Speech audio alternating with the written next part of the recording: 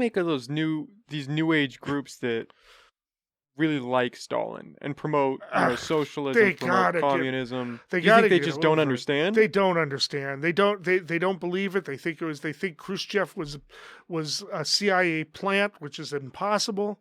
There's a real funny, kind of dark, funny movie out called Death of Stalin, where God, I forget the name of the actor plays Khrushchev, trying to come to power with everybody in the power vacuum. But no, it was brutal, and you might have heard the term tanky. Okay, well, that's being used a lot to people who hearing left-wingers who support Putin right now in the Ukraine. There's a debate within the left because there's some people who either support Putin or are more critical of the United States than they are of Putin, blame NATO for the invasion. And I'm not saying NATO isn't at fault. There's a lot of stuff going on here. There are some things that probably, it could have been done better all the way around. But anyway, the term tanky comes from a time when in the 1950s, when in Hungary, Soviet tanks went into Hungary to put down a protest there against the regime, and then in the 1960s, I talked about the convention. A lot of demonstrations were happening all over the world of new left demonstrations.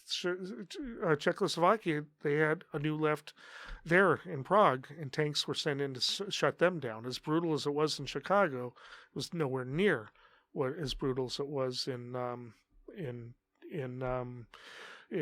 Prague. And you always found the leftists that were saying, well, it was justified.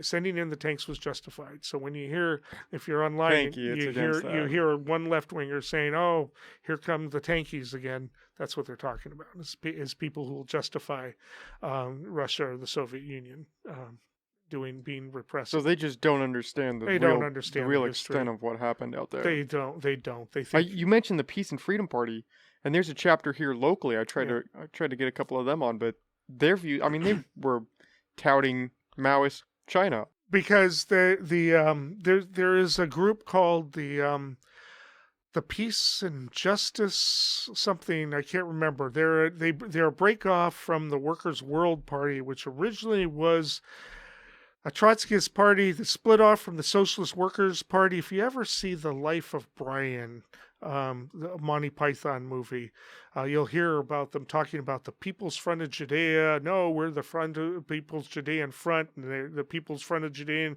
are fighting the Judean Front of the People, and all of these groups fighting each other. Well, you've got the Workers' World Party, the party, the Socialist Workers' Party, the Communist Workers' Party. You got all these different groups fighting each other and splitting off from each other, and they'll yell at each other, call themselves splinters.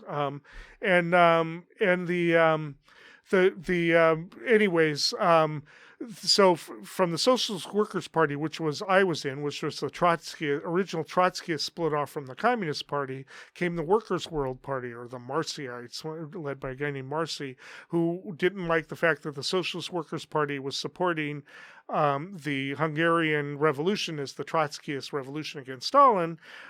They believed that it was... I might even have them reversed. I'm not sure, but one of them said they supported opposite sides, and then that guy came in, and that group existed until the late '90s, and it split into it, and the Party for Liberation and Justice, I think that's what it's called, the Party for Liberation and Socialism, has kind of taken over the local Peace and Freedom Party chapter. And that's them, and that's their group. And so they're a little more radical. They're a little more radical. Peace and Freedom Party was a lot different back then. It got into trouble right away. It was going to run, oh God, what was the name of the black comedian? I'm forgetting his name. He joked about February. Of course, they're going to give us that month. It's not Dave Chappelle again. No. We're talking about back in 1968. Oh. They were going to run him as president. He'd been a civil rights activist, but he was older and more of the Martin Luther King set than the more radical set. And in California, unlike the other states where the Peace and Freedom Party was forming, there was a group that came in and said, we're the black contingent, and you white people chose him, and we want Eldridge Cleaver.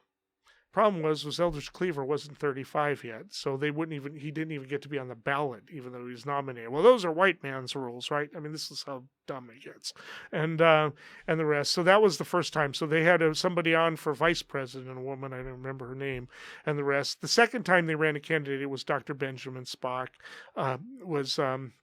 guy who wrote a book about child rearing, and anyway, and they would get 3 or 4% of the vote. They were the left alternative party. You would vote if you wanted to cast a protest vote because you thought the Democratic Party candidate was getting too conservative or wishy-washy or whatever. So that went into the 80s. I actually voted for a few of them for a while, and this was before the Green Party came along, and now they're kind of contesting which is going to be the left party in town, left sheriff in town, but it became a battleground as to which sectarian group was going to control it.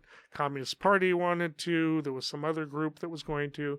Now it seems like that particular group wants to have it because there's really not a lot of people involved in it. And if there's a vacuum like that, then they're going to be able to kind of take it. But that doesn't mean the party itself stands for it. Mm-hmm. But my parents were involved in that formation. They saw what was happening. And by 1972, they voted for McGovern. They weren't part of it anymore.